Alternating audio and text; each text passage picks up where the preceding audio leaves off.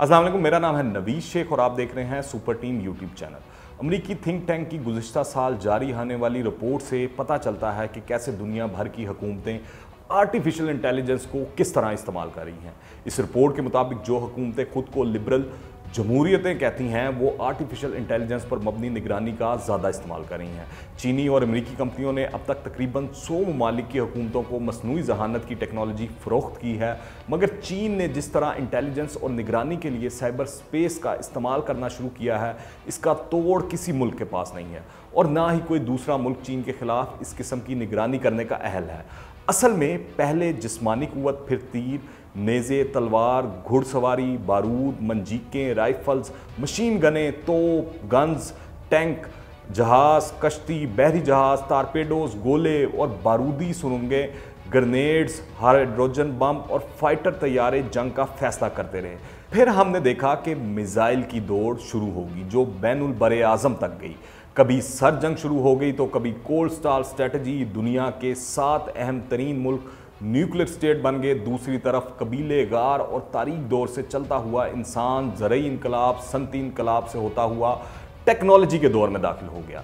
इंसान ने चांद पर कदम रखा, खला में पहुंच गया। पहले वक्तों में किसी मुल्क को नुकसान पहुंचाने के लिए वहां फिजिकल तौर पर अफवाज का उतारना ज़रूरी था। आज के तरक्की याफ्ता दौर में ये काम अपने मुल्क में रहते हुए सर अंजाम दिया जा सकता है। पहले एक मुल्क से दूसरे मुल्क जासूस भेजे जाते थे, आजकल ये काम एंटी स्टेट एक्टर्स को स्पॉन्सर करके लिया जाता है। इसके लिए मुख्तलिफ ज़राए, NGOs और सरमायाकारी के नाम पर मुख्तलिफ कंपनियों का इस्तेमाल भी किया जाता है। अब एक नई इस्तिलाह 5th जनरेशन वॉरफेयर इस्तेमाल होना शुरू हो गई है। इसमें जिस मुल्क का नाम सरे फहरिस्त है वो चीन है। यकीनन दूसरे ममालिक भी इस हरबे को इस्तेमाल कर रहे होंगे, मगर वक्त ऐसा दिखाई देता है कि चीन सब पर बाजी ले गया है और गुज़िश्ता दिनों में चंद ऐसी इतलात मंजर-ए-आम पर आई हैं जिसके बाद भारत से लेकर ऑस्ट्रेलिया और बरतानिया से लेकर अमेरिका तक खलबली मच गई है। 5th जनरेशन वॉरफेयर जैसी इस्तिलाह का इस्तेमाल बज़ाहिर जमहूरियत और सिविल हुकूमतों को कमज़ोर करने के लिए किया जाता है। ये नज़रियात की जंग है। मुख्तलिफ कौमी, नज़रियाती, मसलकी, फ़िक्री इशूज़ बयान करके किसी भी कौम को तकसीम करना, इनके माबैन ऐसी नफ़रतें पैदा कर देना जिससे कोई ख़ास मसलकी, लसानी, इलाकाई गिरोह या आबादी इस कदर नाखुश, बेजार, नाराज़ और महरूमी का शिकार हो जाए कि मुल्की सालमियत की जंग इसके लिए अहम ना रहे। चीन के लिए कौन जासूसी कर रहा है, ये सवाल दुनिया भर की सिक्योरिटी और खुफिया एजेंसियों के लिए एक बहुत बड़ा चैलेंज बन गया है।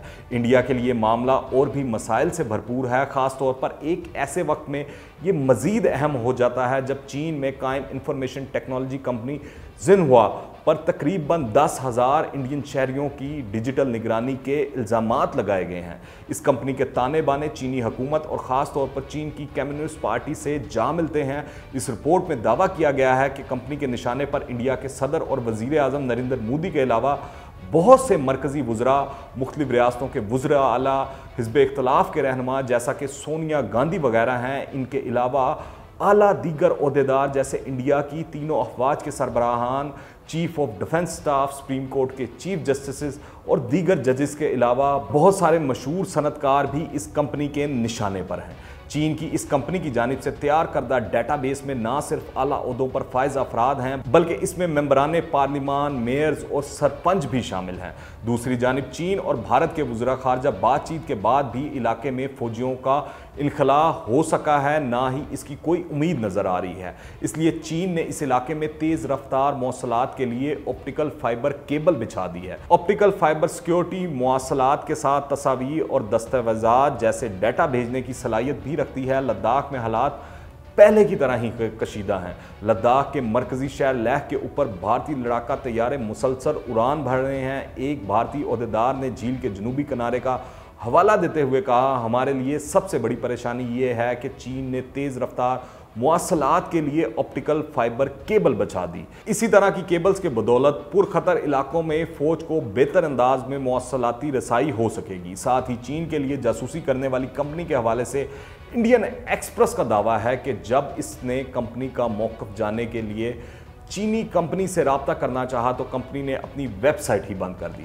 सिर्फ इंडिया ही नहीं, इस कंपनी जेनहुआ ने बरतानिया और ऑस्ट्रेलिया से ताल्लुक रखने वाली नामवर शख्सियात और सरकारी ओहदेदारों का डाटाबेस भी तैयार किया है। डेली मेल के मुताबिक कंपनी ने मलका बरतानिया और वजीर आजम समेत 40,000 मुमताज़ अफराद का डाटाबेस तैयार किया है। इसके साथ ऑस्ट्रेलिया की ABC न्यूज़ के मुताबिक इस कंपनी ने मुमताज़ अफराद और सरकारी ओहदेदारों समेत 35,000 शहरियों का डाटाबेस मुरतब किया। अमरीकी मीडिया ने भी ऐसे ही दावे किए हैं। बीजेपी के रुकने पार्लियामेंट राजीव चंद्रशेखर का कहना है कि डाटा प्रोटेक्शन और राजदारी अब सिर्फ मुताले के मज़ामीन तक महदूद नहीं है। इनका कहना है कि ये डिजिटल जासूसी का दौर है जो चीन कर रहा है। अब कांग्रेस पार्टी के तर्जमान रणदीप सिंह सरजेवाला ने ट्वीट किया है कि मोदी सरकार को इस संगीन मामले का पहले से इल्म था या इंडियन हुकूमत को पता नहीं चला कि हमारी जासूसी की जा रही है। इंडियन हुकूमत मुल्क के स्ट्रेटजिक मफादात का तहफ़्फ़ुज़ करने में बार बार क्यों नाकाम हो रही है। उन्होंने ये सवाल भी किया कि क्या चीनी कंपनी ने गुज़िश्ता 2 सालों में किसी भी तरह से मुल्की पॉलिसियों को मुतासिर करने के लिए कोई काम किया है। हाल ही में दिल्ली में कायम ORF नामी एक तंजीम ने भी इस मामले पर तहकीक की है, जिसे पता चलता है कि चीन ने सन 2017 में ही कौमी इंटेलिजेंस का कानून नाफिज किया था, जिसमें आर्टिकल 7 और 14 में वाज़ेह तौर पर बयान किया गया है कि ज़रूरत पड़ने पर चीन के इदारों और शहरियों को सरकारी खुफिया एजेंसियों के लिए काम करना पड़ सकता है। इन मालूमात के बाद पूरी दुनिया के चीनी शहरियों को शकूक शबात की निगाह से देखा जा रहा है। उनका कहना है कि अमेरिका पहले ही चीनी महक़क़ीन और तलबा पर बहुत सी पाबंदियां आयद कर चुका है। मजीद जानने से पहले अगर आपने अभी तक इस चैनल को सब्सक्राइब नहीं किया है तो इस चैनल को सब्सक्राइब करें, बेल आइकन को प्रेस करें ताकि ताज़ा तीन अपडेट्स और नई वीडियोस आपको बर वक्त मिलती रहें। पैगाम रसानी के लिए पहले कबूतर, मुखबर और सुराग रसान लोग थे, फिर टेलीफोन, वायरलेस मोबाइल और इंटरनेट ने जगह ले ली। पहले प्रोपेगेंडा करने के लिए पर्चे, अखबारात और किताबों का सहारा लिया जाता था। आजकल सोशल मीडिया ये काम बखूबी सर अंजाम दे रहा है। आजकल सैटेलाइट और ड्रोन टेक्नोलॉजी के बायस अमेरिका में बैठा सदर अफगानिस्तान में होने वाले धमाके की तबाही को लाइव देख सकता है। पहले इजलास या मीटिंग बुलाने के लिए दूर दराज से लोगों को गाड़ी, ट्रेन या जहाज़ से सफ़र करना पड़ता था। आजकल जूम और गूगल के बायस अपनी लोकेशन से ही आप मीटिंग में हिस्सा ले सकते हैं। ताहम ये सच है कि आर्टिफिशियल इंटेलिजेंस पूरी दुनिया में मालूमात इकट्ठा करने का एक अहम ज़रिया भी है।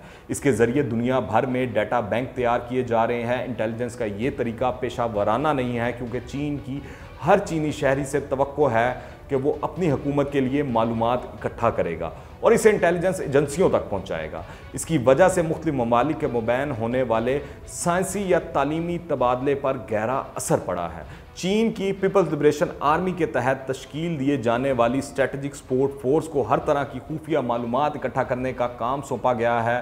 डाटा माइनिंग और आर्टिफिशियल इंटेलिजेंस एक बहुत बड़ा कारोबार है जो ऐप्स और वेबसाइटों से चलता है। ये कारोबार लोगों से मुतल्लिक ज़ाती मालूमात बेचने वाला कारोबार है। अगर ज़िंदगी के मुख्तलिफ शोबों में इर्तिका का असर जंगों और जंगी हिकमत अमली पर भी हुआ है।